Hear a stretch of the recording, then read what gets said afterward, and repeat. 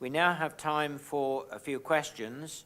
So, questions from the floor, please. And would you give your affiliation? Steph? And the microphone, please.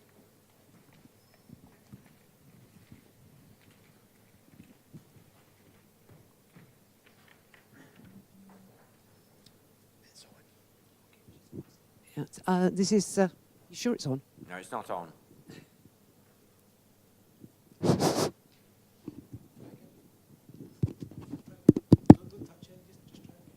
Hello, hello, hello.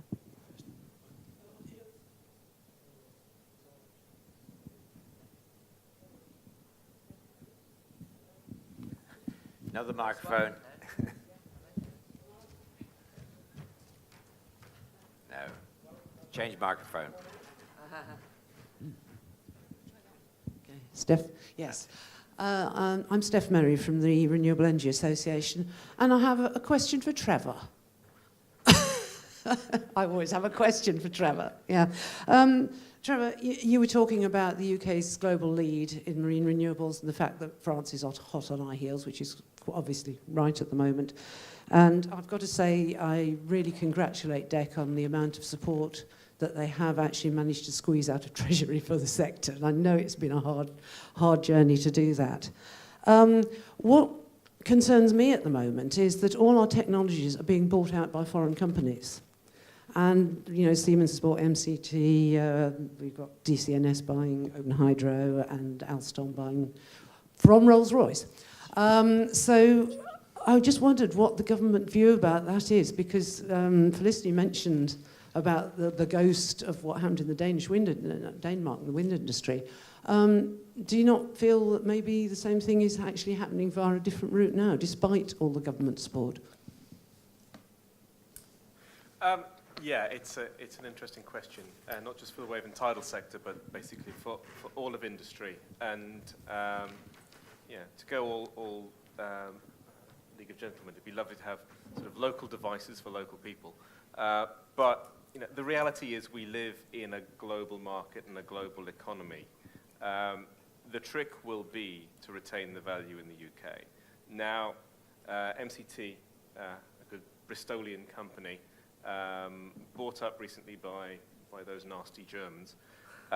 However, you'll notice that their new manufacturing testing facility has not been built in Hamburg or Frankfurt or wherever, but in Bristol. And I think that's the kind of development we need to encourage. The fact is, we live in a big global market. You know, TGL, another good Bristolian company, sold on from Rolls-Royce, ostensibly a British company, but of course, an international multinational like everyone else it plays with has passed that company on to Alstom, a French company, but a French company intimately involved in the energy system in the UK. Yeah. Local devices for local people would be lovely, but we live in a global market and a global economy. And I'd much rather see the devices pushing forward and manufacturing facilities being planned in the UK to take that forward. The question was placed to Trevor. Anybody else from the panel want to comment? Martin? Yeah, just to sort of, sorry. It needs switch on. Just to add to that, and I fully understand where you're coming from, Steph. There is a contrast when you look at the French. And all the time, certainly I was at MCT, it was very difficult to break into France unless you were a French company or you had a very strong French sponsor based at La Défense, more than likely, to make it happen. The barriers were not explicit at all. They were very subtle, but you weren't going to look in.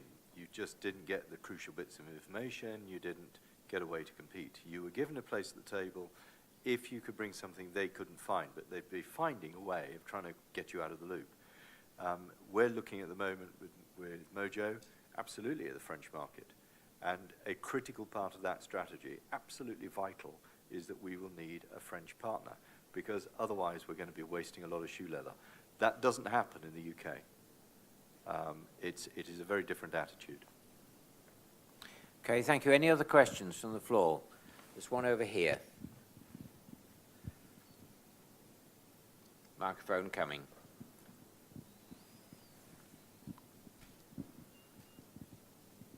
Thanks very much. This is for the panel. My name's James Bromley from QSL Industrial and Science, Marketing and Sales. The one piece that hasn't been mentioned yet, which I think the government and Whitehall have to be congratulated on, is the patent box. And I wonder if the panel might like to describe what they see as being the potential benefits of the patent box. Who's going to take that one? Martin? I quite agree with you. In essence, the patent box is an extremely good idea and should help drive investment and should drive R&D. The question I have is how far will it go? Because the real issue is we're traditionally quite good at producing the initial R&D and getting the ideas to the stage we've got to them. It's the industrialization that I'd like to see us better at. And that's where the patent is less important. There's a value placed on it. It's bought, fine. The patent box is then just a tax device. But how do we get beyond a situation where we're producing a lot of ideas, but actually those that are industrializing them and bringing the revenue in as a result of it are other parties? So I still think it doesn't address that fundamental disconnect. Anyone else? Charles? Yes, Mayor, if I can just add one thing to that. Having spoken to others in the industry and more generally, the patent box I don't think has been given quite the amount of publicity that it might have been, because it is a substantial advantage. Now, I'm not saying it will, I'm not disagreeing with you, Martin, at all, but I do think that it is one of those opportunities that all companies, irrespective of sector, should be aware of. And should be taking maximum advantage of, because in these austere times, one does need to get maximum bang for one's buck. And if you can reduce the amount of tax you're paying on a legitimate basis, it's really silly not to. So I mean, I would echo what you're saying insofar as the patent box, I think, is a very interesting opportunity. It is under-publicized, and I think it's something that the industry more widely should take on board. Thank you. Anybody else on the panel?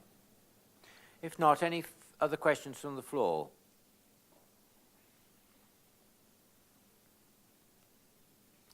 Anyone like to think a question about the differentiation between wave and tidal? Does anybody on the panel want to comment on differentiation between wave and tidal? Trevor? Yeah, well, I think Felicity's talk is actually very timely, and I think time is the sort of the critical factor here, or at least the development of the sector over time. I wouldn't want to get into conspiracy theories about Holyrood and Westminster. I think that the nature of the announcement yesterday is based on the opportunity at the time. DEC has allocated a certain amount of money to wave and tidal. We did it on the basis of the evidence we had at the time, which suggested, and it was a discussion we had internally, should we have, we reckon we can fund a couple of grants out of this. Should we have one for wave, one for tidal, or just sort of set it out as a mix? And the evidence that came back with discussion with the sector was, no, keep it open, keep it spread across. Now, we have an opportunity for the Scottish Government to look at the funding they have available, and they've decided to sort of focus in on helping the wave sector forward. But again, that comes on the basis of evidence provided by the results of the NER 300 and the MEAD, and actually going back a couple of years, the Proving Fund, where there was a greater support for tidal than wave. It's a developing evidence base. The 3 and 5 rocks was based on evidence that was available to the Scottish Government at the time. A report, I can't remember who it was, Ernst & Young, one of those ones, which basically came down with, these are the support levels necessary. So we tend to, as government, have to act on the basis of evidence. The evidence is now in, and the time, I think, is now to sort of look at how we can look at the two technologies differently, because now clearly they're starting to show patently different needs.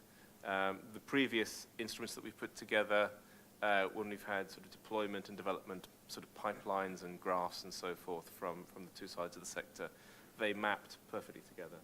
That's no longer the case, so we have to treat them, we have to look at how we treat them differently. Thank you. John? I'm a bit concerned. I mean, although I think that it's very right, and obviously I totally support the MRCF fund in terms of Wave. I think there is a concern if you're too black and white at this stage with Wave and Tidal.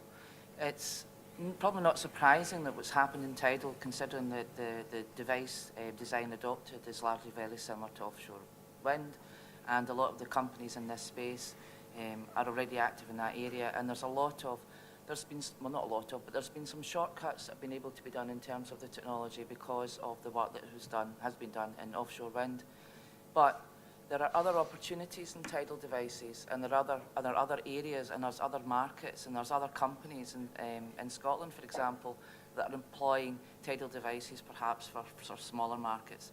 So there is a danger if you split them off too quickly, you could treat this first rash as what I would call the first generation devices, and actually accidentally penalise the next generation of tidal devices by assuming that we don't really need them because we've got our tidal devices now, and the focus will go in the next generation wave devices. So I think it's more about, rather than wave and tidal, I think it's more about first and second generation devices and potentially third generation devices, and that's my concern. Felicity, do you want to come back? Perfect. I very much agree with you, Jan, that there seems to be a presumption underpinning a lot of policy that bigger is better, that we always have to go to utility scale projects straight away, and that's very much a bias that we should challenge, and perhaps we need to think about really pushing forward a kind of community scale feed-in tariff or policy mechanism similar to what's perhaps available in Nova Scotia in Canada. So I absolutely believe that you're right to highlight that, though I don't think that's necessarily a challenge to the argument that you do need to differentiate support for wave and tidal. Claire and Sky, do you want to comment from SI Ocean point of view on this topic?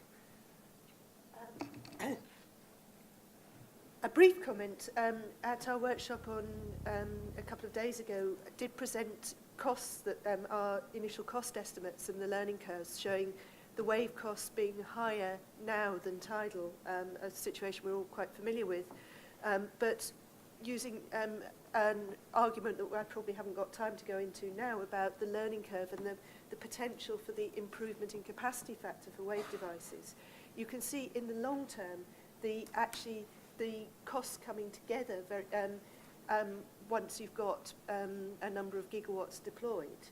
So I think, again, summing up what's been said earlier, you need the right support at the right levels. You might need to differentiate at one point in terms of deployment support, but not R&D. You still need to leave the door open for new ideas.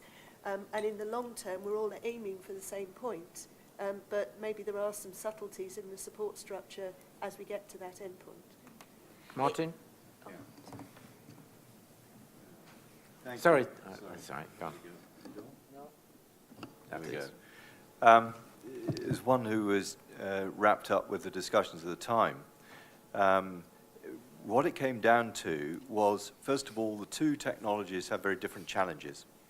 So in terms of the energy extraction, you can argue it's less of a challenge for tidal. We're dealing with higher velocities, and therefore the route for the development of the devices is followed very much what we would have predicted at the time. Wave is a heck of a lot more difficult.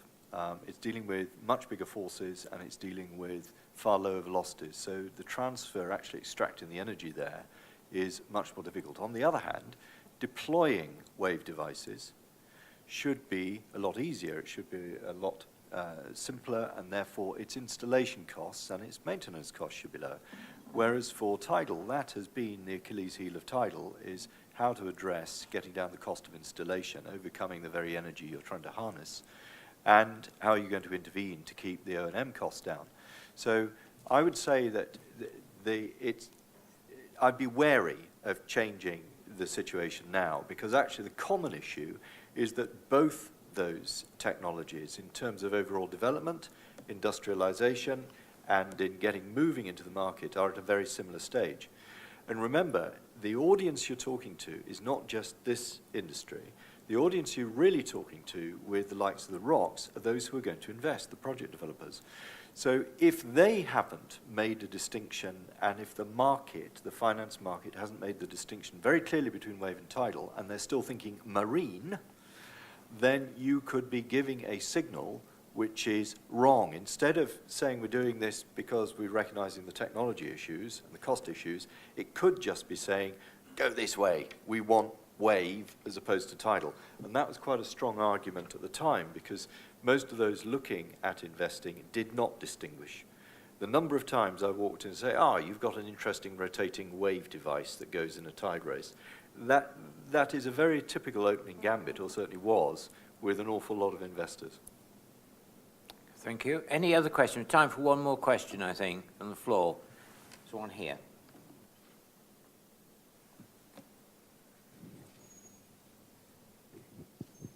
Hello, Mika Sidmark from Ocean Harvesting Technologies. We are developing power smoothing to reduce cost of wave power. I just want to reflect on the discussion that differentiation between wave and tidal doesn't necessarily have to be picking one or the other. But we need to give each one the support it needs. Thank you. Who's going to take that?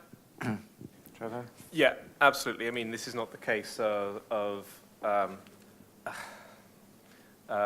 nasty, messy divorce and never the twain shall meet. It's a case of being pragmatic about what is necessary to take both technologies forward to address their potential. And where there's benefit in treating them together, as Martin has kind of alluded to, of course we'll treat them together. Where there's benefit in not choosing a sort of one-size-fits-all, but targeting and creating something a little bit more bespoke for each half of the community, I think that's sensible as well. So, yeah, it's not a case of suddenly rushing from one extreme to another. It is a case of I think, quite a subtle course correction, actually, but being a little bit more open about being specific in the way we design things, and trying to sort of avoid being sucked into a one-size-fits-all solution that actually kind of fits nobody. Okay, Charles? The only thing I would add was that as part of the sort of EMR debate that was ongoing at our UK and elsewhere, there was a sort of parallel line, and both technologies were being dealt with in one for several months. And then as we began to reach towards the crux, all of a sudden we decided that really the two of them simply could not be addressed in the same way, in the same fashion. Now that is a perfectly sensible way of addressing it for the purposes of the argument at the present time. But I think Claire had the nub of it, insofar as what we need to achieve is the right support at the right time to enable these technologies to hit the critical mass they need to start generating the benefits that, frankly, the industry as a whole believe are there. And I think if we miss out on that opportunity, we do have a problem. So a degree of flexibility is essential. Okay, Sky, I think you wanted to comment. Yeah, I probably could have commented a few minutes ago. I think my comments have probably been expressed very eloquently by my panel members. I was just going to echo exactly what Trevor and Charles has just said about EMR, I guess, was a critical time where we saw this slight differentiation, and we shouldn't be scared of this. It is pragmatic and it's common sense, and it will allow wearing my Renewable UK hat now, it will allow us to essentially tailor support for our members as well. Okay, thank you. Perhaps I Felicity. could just wrap up by putting this differentiation debate into a global perspective, because it is a peculiarly British debate. We're in this very unusual position of having a bigger tidal stream resource than a wave resource in the UK. That's very unusual globally, which is what's really driving the debate in the UK. So although this discussion about where to differentiate and where to cooperate might sometimes be a bit difficult, we need to always bear in mind it's a very fortunate problem to have. It's a reflection of having both a strong wave and tidal resource, and no other country really, or very few, are in that position. Okay, I'm conscious of time. We have an award to make as part of this session. This is the Leonard Senior Award. It's made annually in recognition of work done on renewable energy by Don Leonard and Gordon Senior, who are both members of SUT, Society of Underwater Technology. It's awarded for outstanding contribution to the offshore renewable energy sector by an individual relatively new to the industry. Previous winners have been Neil Commode and Oliver Ragg. I'm going to ask Dr. Bob Allwood, who's the Chief Executive for SUT, to explain who's won the award for this year.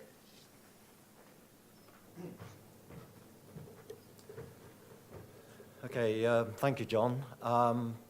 It gives me great pleasure to tell you that the winner of the 2013 award is Barry Johnston of Scott Renewables. And the next question is Barry in the room anywhere? Wonderful. Thank goodness for that. Okay, if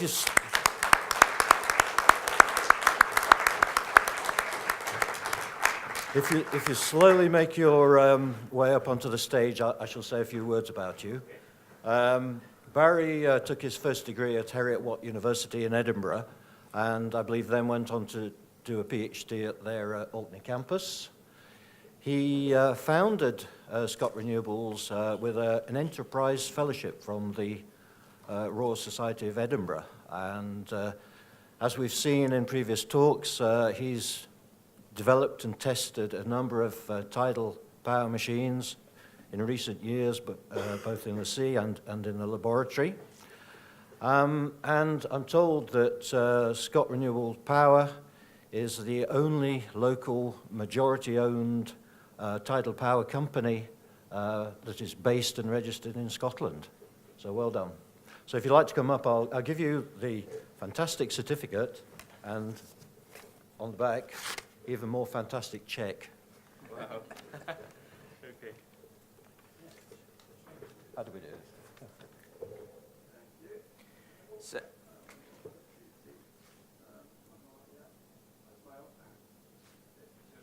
okay, congratulations to Barry. And I think it's time we close this session. Thank you all to the speakers on the platform. I'd like to thank all the speakers on the platform, and the next session starts, I think, at 2 o'clock. So if you just say another round of applause for all the speakers, please.